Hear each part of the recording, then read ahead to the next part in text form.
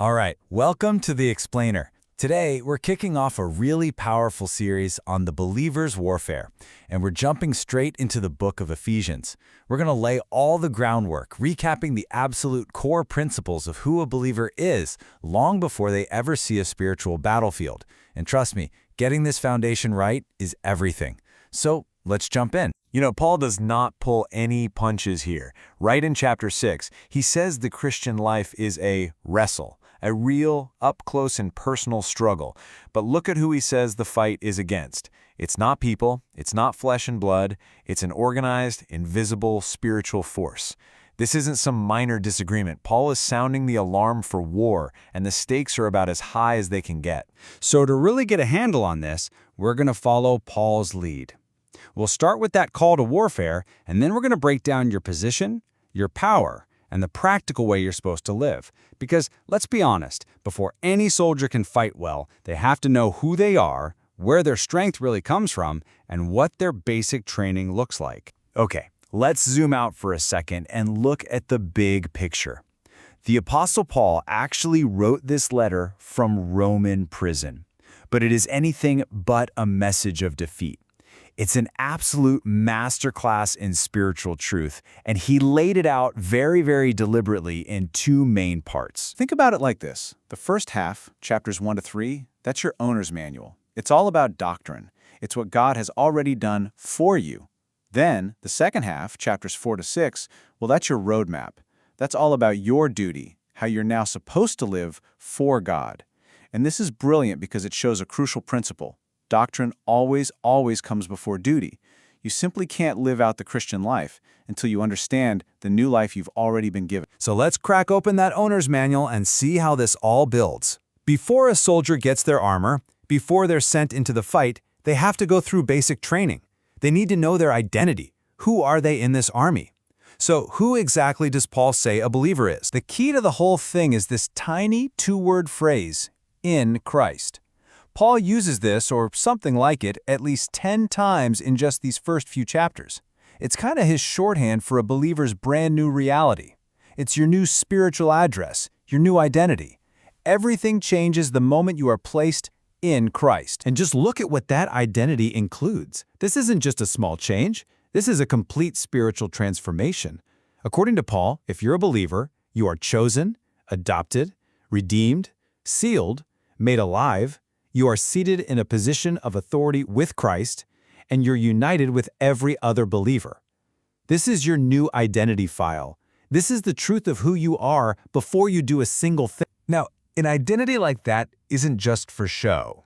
It's not just a nice title. It comes packed with incredible power and a really profound purpose. It's not just about what you were saved from, it's about what you've been saved for. And this all leads to a truly staggering goal.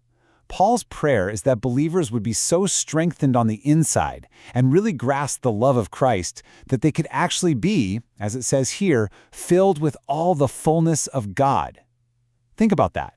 The purpose is to become a vessel that carries the very presence and character of God Himself. And this isn't just a private thing. It has a huge cosmic purpose.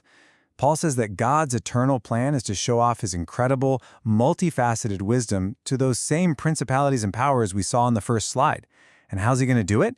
Through the church. That means believers living out this new identity together actually become the showcase of God's wisdom to the entire unseen realm. Now that is a mission. Okay, so we have our identity, we have our purpose. Now Paul shifts gears and opens up the roadmap, the practical, day-to-day stuff. If that's who we are, then how in the world are we supposed to live? Paul uses this word walk to describe it. It's our lifestyle, our conduct, how we move through the world. And he gets very, very specific. He lays out this five-fold walk. Believers are called to walk in unity, keeping the peace, to walk in holiness, leaving the old life behind, to walk in love, following Christ's example, to walk in light, like children of the light, and to walk in wisdom, living carefully and with purpose. This is basic training 101 for every single soldier in God's army. And this brings us right back around, full circle, to where we started in chapter 6. You see, now that Paul has spent 5 whole chapters establishing our incredible position, our divine power, and our practical training, His command to be strong finally makes complete and total sense. And this part right here is absolutely critical. The command is not just be strong.